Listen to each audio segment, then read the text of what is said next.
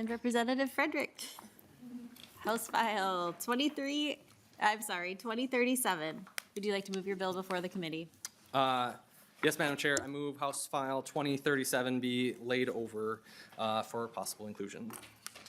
And I believe you have a D1, DE1? I do.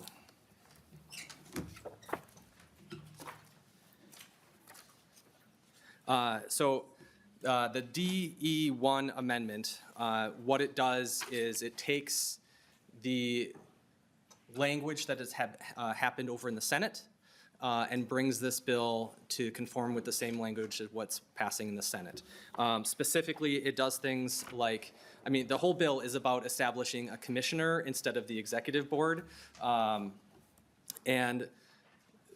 what one of the things that the DE1 does is also it says that we will have a CEO report to the commissioner.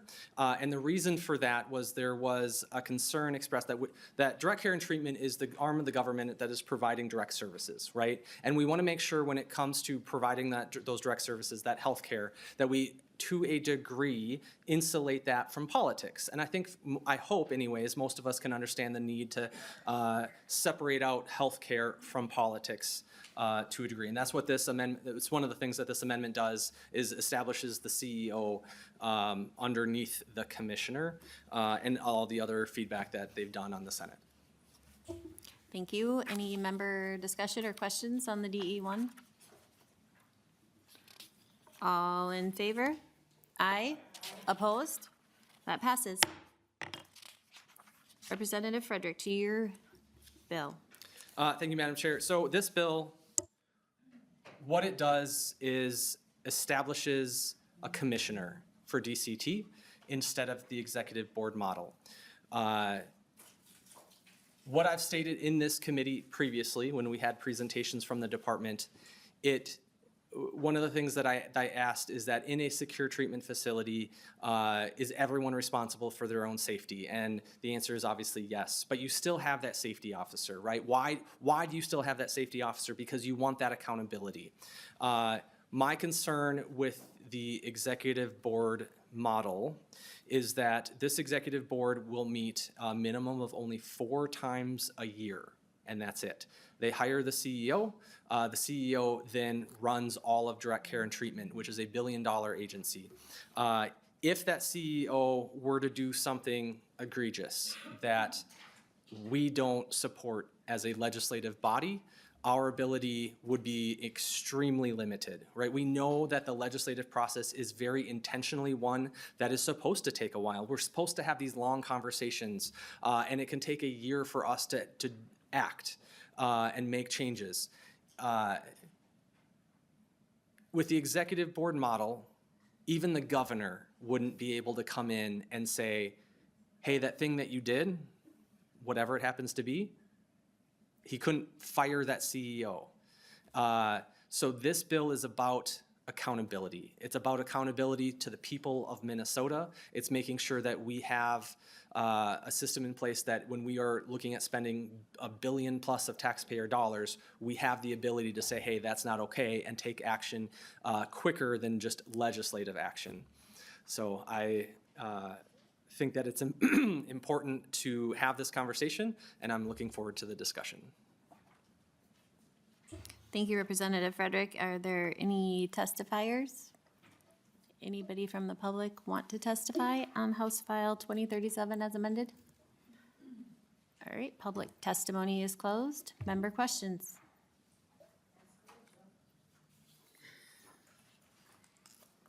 Chair Schumacher.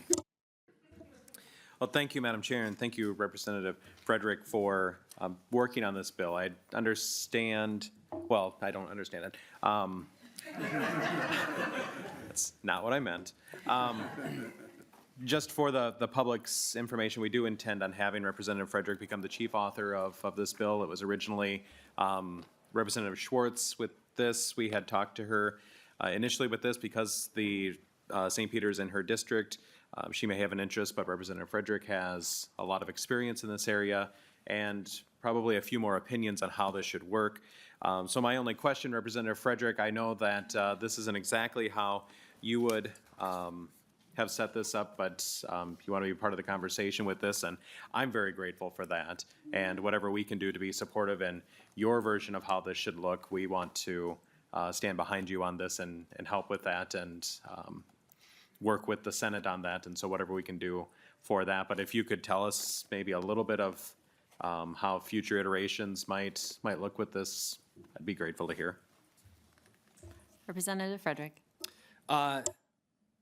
Thank you, Madam Chair. Thank you, Chair Schumacher. I've reached out to you several times, right, about my ideas for this and what I think we should do. I'll be honest, I wasn't originally in the camp that we should take this piece of legislation up, which is why I was also hesitant to become the chief author of this piece originally. I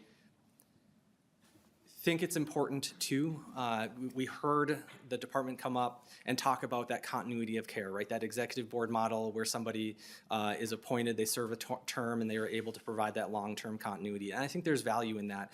And my initial starting point was, how can we still achieve the accountability that I'm looking for, that I think is lacking in the executive board model, without going to the full commissioner structure?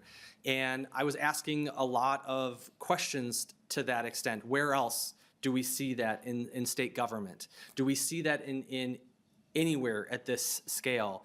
And the answer was no, we don't. We don't see the executive board model anywhere else in state government at this same scale. It's not that executive boards don't exist, but not at this scale.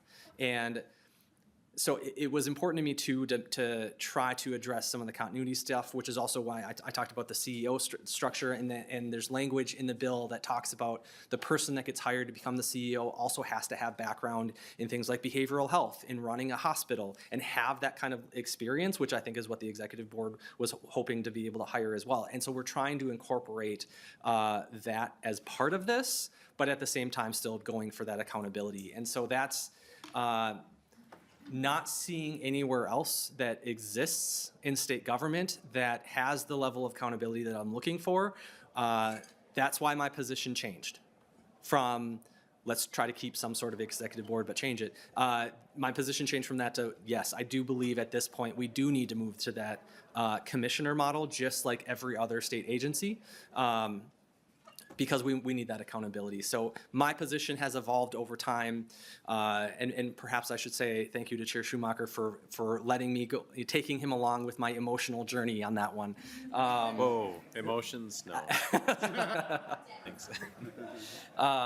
But that's what, because I landed on the space where I want that accountability, and I couldn't figure out how else to do it other than going through this, which is then why I finally said, yes, I'm more than happy to take over this bill to really try to push this conversation to the committee to see if we can't figure it out together, really.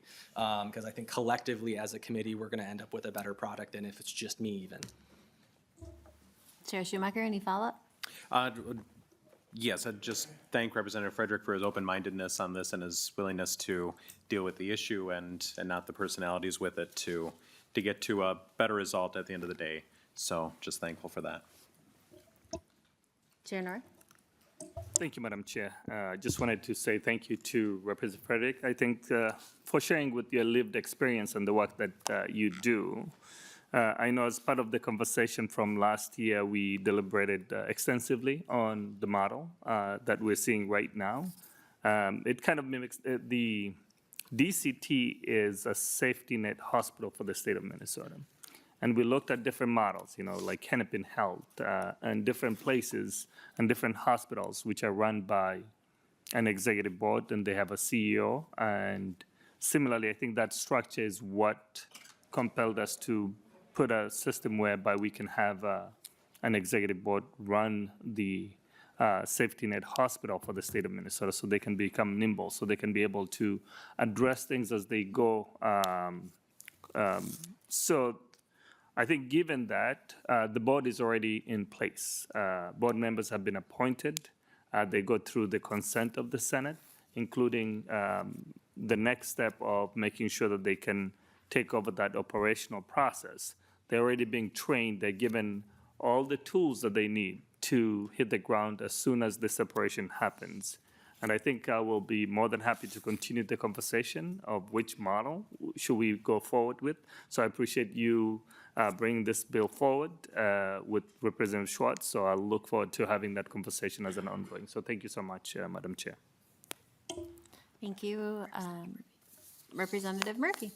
Thank you, Madam Chair. Not to go after the two chairs, but I'm on the Rare Disease Council, and we operate a little differently too, and it's a model that I think is closing in on what you're doing. So on the Advisory Council for the Rare Disease, we have representatives that are part of it and just are part of the conversations along with area experts. And I think it's been a really productive way of doing it. So I like where you're going with this.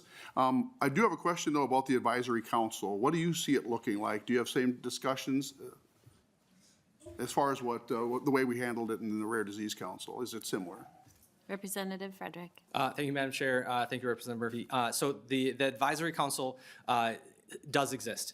Right, I keep the Advisory Council in this bill to make sure that those conversations continue to happen. So they still have so all of the people that are on that council still have a voice at the table to be able to advise the commissioner and the CEO about what this should look like, what this agency should look like. So I wanted to be intentional about maintaining as much as we could of what existed with the executive board model, and the advisory council was part of that. And so that still exists here to make sure that those voices are represented. I think that answers the question. If I didn't answer it in the right, let me know. Representative Yeah, Murphy. thank you, Madam Chair. Just one follow-up. So the Rare Disease Council uses 2 representatives and 2 senators. And so they're part of the discussion, so they are all active in it as well. So those are members of the Rare Disease Advisory Council.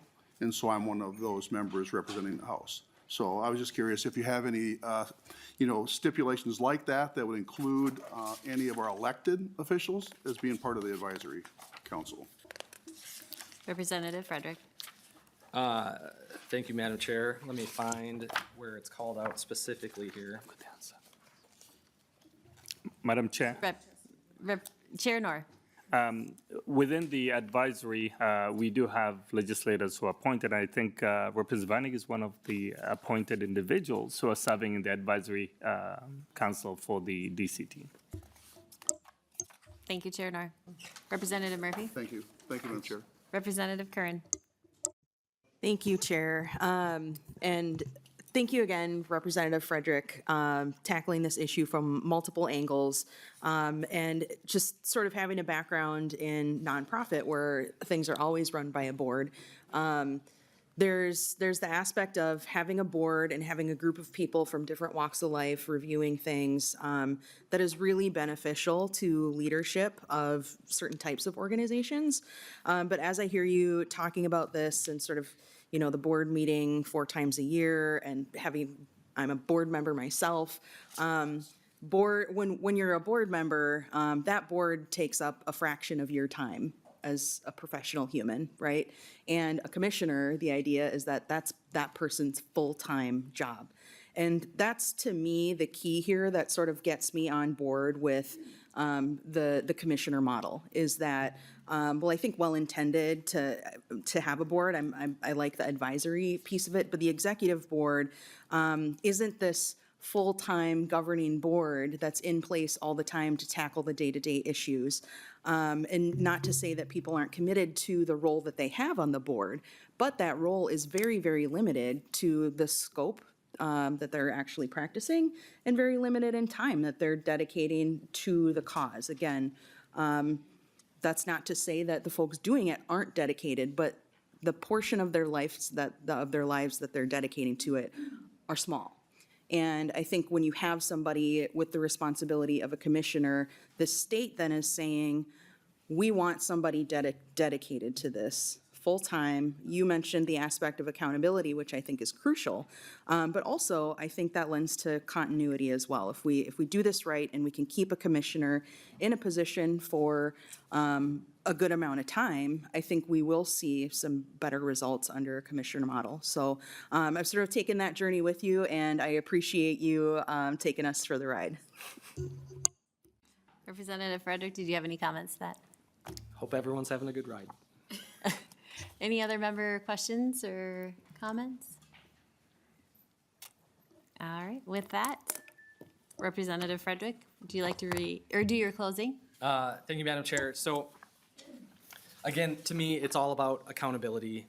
And I'm not saying that this is perfect, but I want it to be part of the conversation that this committee has, which is why it's important to me. It's important to me because of my work in this space. And I think that we talk about transparency often, we talk about accountability often, and I want to make sure that we get it right, which is why we're having this conversation today, which I'm grateful for. So I just want to thank all the committee members for that.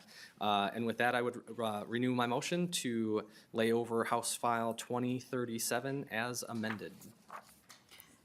And with that, House File 2037 as amended is laid over for possible inclusion in a later bill. Thank you.